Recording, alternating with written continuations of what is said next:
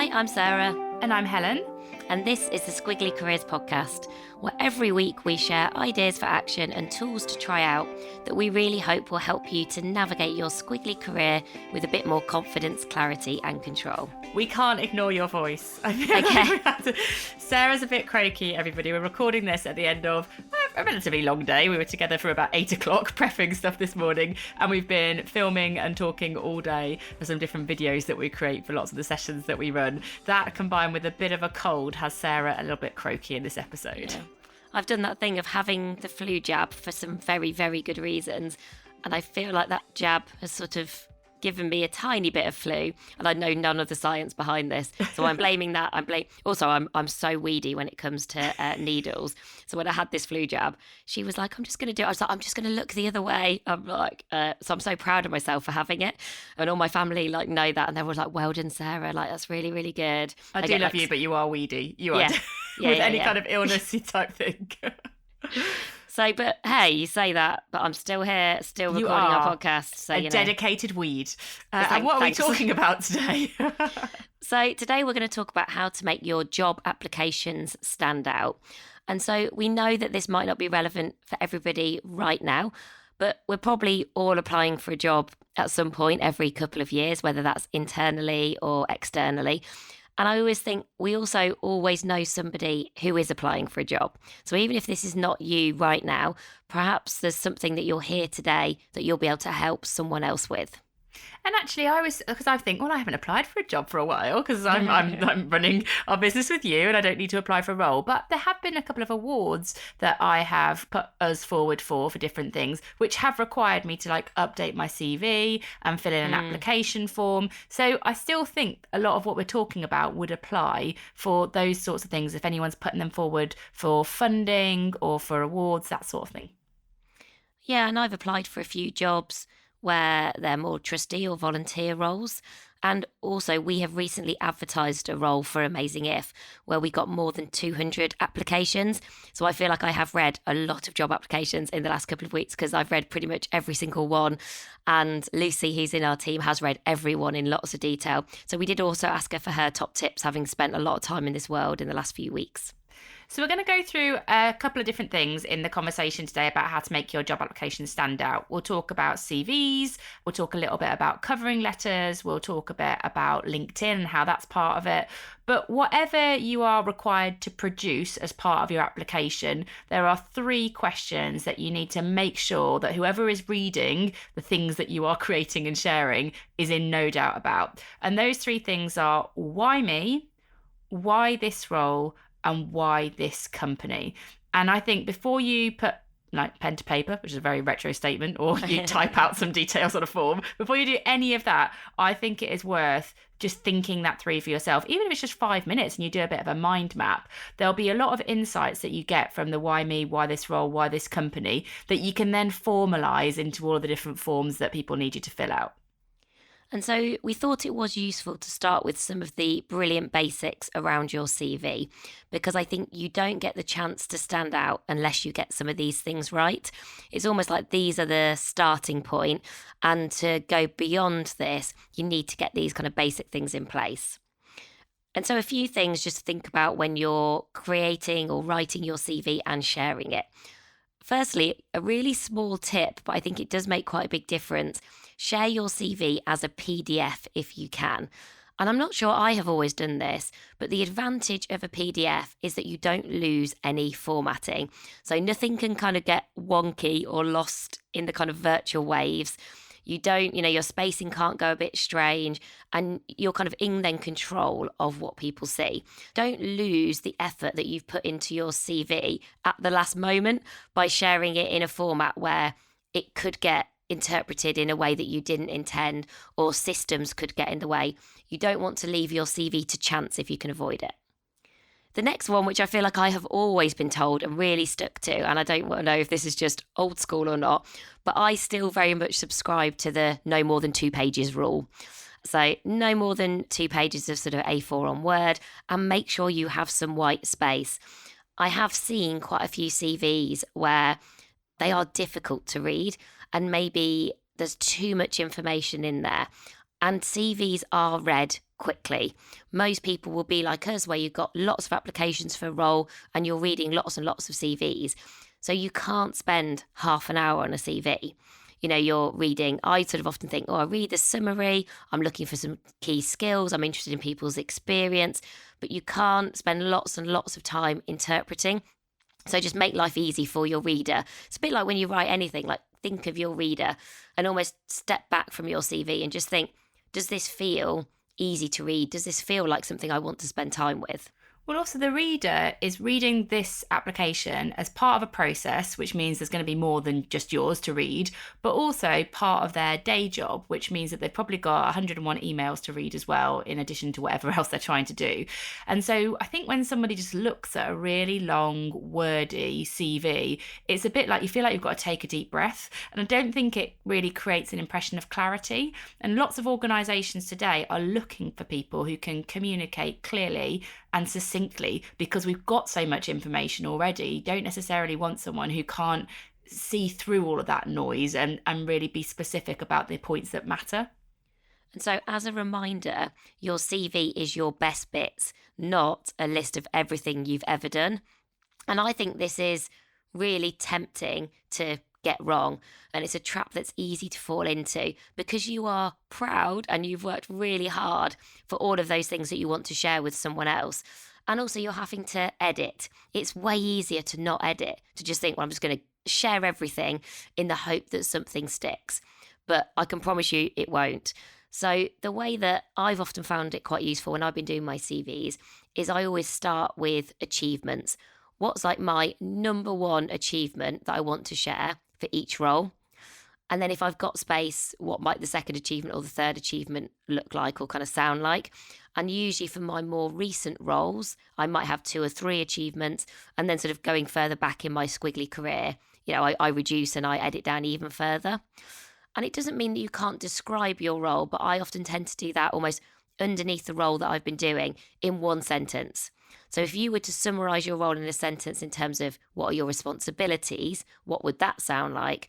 And then 1 or 2 bullet points on like, well, what have you done? This is your kind of moment to shine and stand out. And it doesn't mean that you, of course, can't acknowledge that you're part of a team. I think sometimes people feel a bit uncomfortable because most of what we achieve with other people. But don't forget, this is your CV and your chance to share, like, what did you do? What's the contribution that you made? So the fourth basic is all about keywords. And keywords are really the things that lots of employers are looking for. So if you read a job description, you can often spot the hard or the soft skills that they're really prioritizing. And you really want to pick out about 3. Like, what 3 hard or soft skills seem to matter most in what they've written down? Now, the skill here is to take those 3 things and reflect them in your CV. And so think about, well, how can I weave that into some of those achievements that Sarah talked about? So for example, let's say one of the things they want is somebody who is a really good critical thinker. I might give in an overview of my role and say, this role gave me the opportunity to develop my ability to think critically and identify new opportunities for the organisation. And so I would find a way to put that keyword that they're looking for into the flow of my experience. It's a really important way of how you can personalise a CV to the things that that person's really looking to see. And everyone listening might already know number 5, but it's definitely newer for me. There are now some really good templates that you can download for your CV for free online, and we'll include a couple of links in the podcast show notes. Now, some of those, when I had a quick look at them, because I was like, oh, this is interesting, this sort of a newer development. And yeah, we're not experts in sort of CV writing at all, so I was doing a bit of investigating for myself. Some of them are quite jazzy. I love the use of jazzy. I know. But that might be right. That might feel like a really good fit for you. I think for me, the ones that I really liked that I saw as templates were they helped you with that, keeping your CV kind of clean and having that white space and giving you some ideas on formatting. I saw quite a lot of CVs when I was reviewing them, which actually I've never done before, but it often read quite well, where people were using quite smart left-hand side columns. I don't know if you've seen these, Helen, where people are sort of, maybe that left-hand side column is a summary of, key skills, could be hard and soft skills, could be professional qualifications, but some very sort of short at a glance information rather than maybe leaving that all to the bottom or having another extra paragraph. And again, I think those templates, even if you don't use a template, when I was kind of clicking through the various different ones, it gave me some ideas. So even if I was going to create it from scratch in a Word document, sort of slightly more like old school style, I still think looking at some of those is a good place to start and might just help you to develop your style a bit further. I have seen them and I do like them, and I have a controversial question for you. Oh, Dun, dun, dun, on a CV, what is your view on photo or no photo? So I think no photo, but I'm not basing that on lots of data other than I feel like, well, why is a photo useful? You know, we always ask that, like we talk about being useful a lot.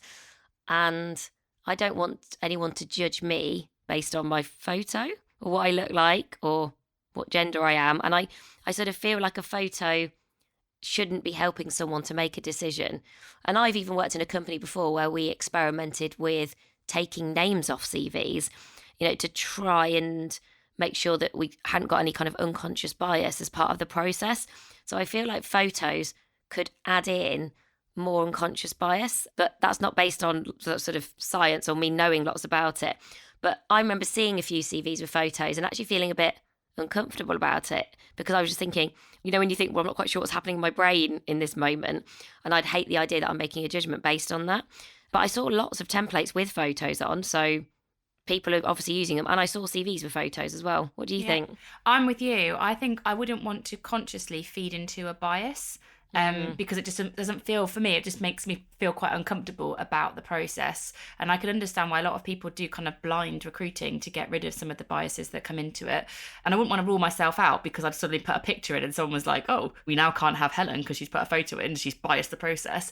And I also think, do you know what, if someone really wants to find your photo, it's not that hard to find you on LinkedIn, which is something we're going to talk about. So the choice is there if someone wants to click onto it, but I would rather sort of make sure that what they were making a decision on was the words that I had written and how I'd put myself across.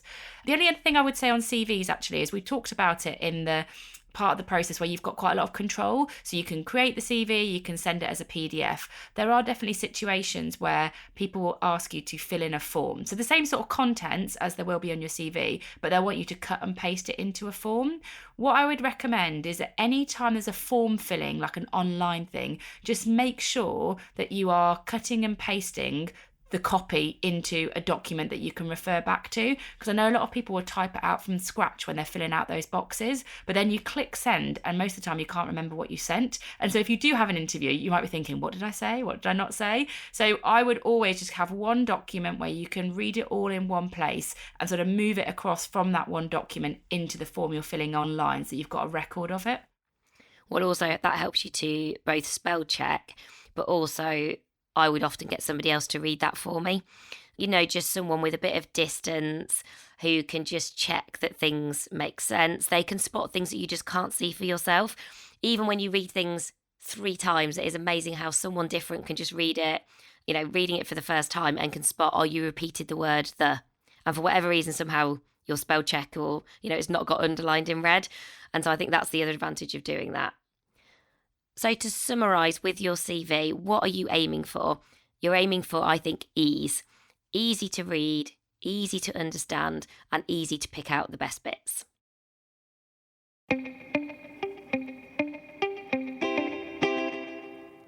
So now we've done the basics, we're going to go beyond the basics, and we want you to think about what will really impress the person that is reading your application, your CV.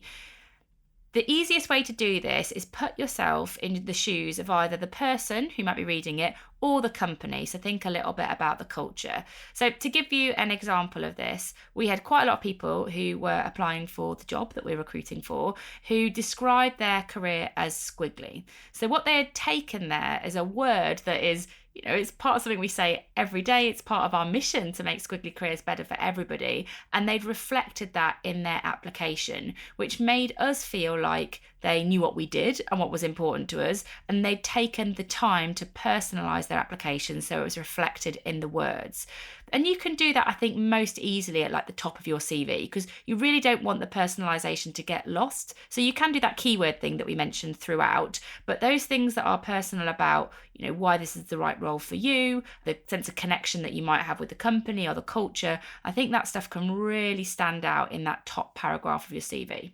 And if you've got the opportunity to share a covering letter, this is a great place to really show why this role, why you, and why the company, to be really explicit about answering those questions, and even to point people to how you've really tried to understand like what they're looking for and what matters to them as an organisation. So we had a few people applying for the role, for example, who had been on our website, been to our free toolkit, and had completed some of the templates. Like we've got a More About Me values template on there, or some of the other free tools. And they shared that with us, and they shared some of their reflections. I also really loved a couple of people who applied for the role were prepared to be critical, but in a really positive way. So they'd taken the time to think about, well, what would some even better ifs be, maybe on our website, or even if they'd listened to the podcast on our podcast, or to suggest some podcast episode topics. And it's just those moments of when you are reading a job application, I think that really made people stand out, because I felt that they really cared and they were really committed. And I didn't, people weren't making things up. Like there was one application I really remember where she said, "Oh, I've never listened to your podcast. I've discovered it and I realised I'm 300 episodes behind." And that actually made me smile. And then she talked about the research that she had done. So I don't think you have to pretend here to be anything that you're not. Like I didn't mind whether people had heard of Amazing If or Squiggly Careers when I was reading people's job applications. But I did care about, well, had they taken a bit of time to research who we were, what our values are, like what might be important for us when we're thinking about this role. And I think you could really see that sort of extra effort shine through in people's job applications. It's a bit like James Watley, who's a brilliant speaker, does lots of work in technology, and he actually contributed to our first book, Squiggly Career, with his best piece of career advice. And I really remember that his advice is go the extra click. And basically his point is just that extra click or that extra bit of effort and sort of intention will take you a long way. And I think that is true with job applications. If you just spend that extra 10, 15 minutes, that can be the difference between an interview and not getting an interview. And I think some simple ways to connect the dots between you and a company in a covering letter are values, Sarah mentioned. So sometimes you might be able to research the values and then reflect that in some of the things that you might say in that covering letter. Maybe news. Have they released any new products, or is there anything particularly interesting that's happening in the market? That would be a good way to connect the dots. Like, I know that this is a change that I'm really excited about, that sort of thing. Or if you do know anything about any of the people that are involved in the process, without wanting to stalk people, because that can go a bit too far at this stage, it might be worth seeing what they've been sharing on LinkedIn, for example, or maybe they write. So, for example, for Sarah and me, it's quite open. You can often see, we've written certain articles for Harvard Business Review. And so knowing that, you might be able to reflect that again in some of the things that you found really interesting or inspiring, and you could bring that into your covering letter too. So the next area we wanted to spend some time talking about is your LinkedIn profile. And I think you have to assume that somebody recruiting for a role will look at your LinkedIn profile. And so it's really important just to make sure that, again, you've done the brilliant basics. Is it up to date? Make sure it doesn't contradict your CV. And again, maybe make sure you've written your summary. And I think that summary can be the same as your CV, or you might want to add a bit of extra personality onto your LinkedIn, because I feel that is more a profile about who you are and what matters to you. And the one sort of secret, I call it a secret idea for action, because so few people do it. And so I think when something isn't done very often, it is a really easy way to stand out, is that hardly anyone has recommendations on their LinkedIn profile. Now, maybe that's because we still feel a bit nervous about asking for recommendations when we're currently in roles.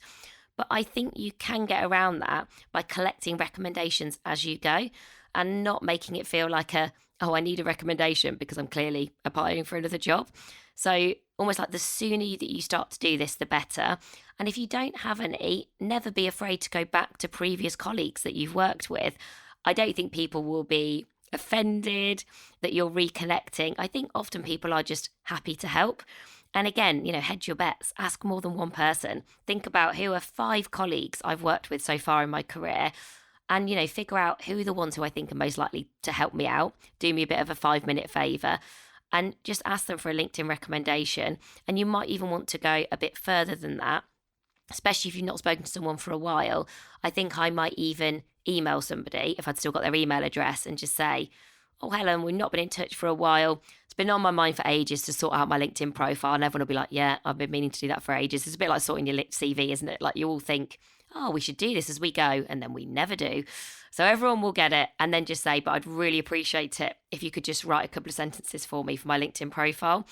And the profiles that I see where people have asked for recommendations, I think what's so nice about it is when you read what a peer or a previous manager or mentor has written about someone, I just think you get a real feel for who someone is, because they're always people that you know quite well. And so it's always really just nice. I feel like I get to know that person much better.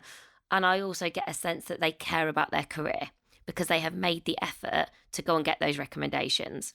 So even if you don't do the recommendations, which I do think is a bit of a secret way to make your job application stand out, just make sure all the rest of your LinkedIn just makes sense, no typos, get someone else to review it for you.